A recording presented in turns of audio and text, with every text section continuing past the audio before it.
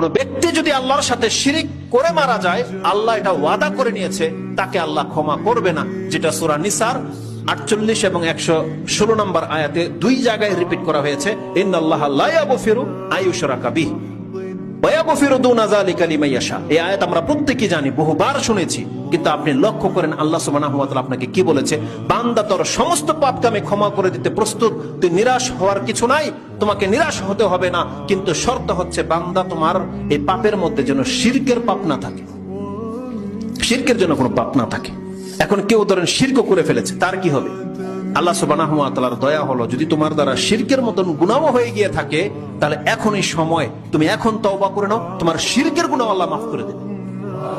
কিন্তু এই অবস্থায় যদি কোনো ব্যক্তি মরে যায়, শিরিক নিয়ে মরে গেছে, এই ব্যক্তিকে আল্লাহ কোনোদিন ক্ষমা করবে না। শিরিক করে যদি কোনো ব্যক্তি মারা যায়, তাহলে কোনোদিন অবস্থায় তাকে ক্ষমা করা হবে না।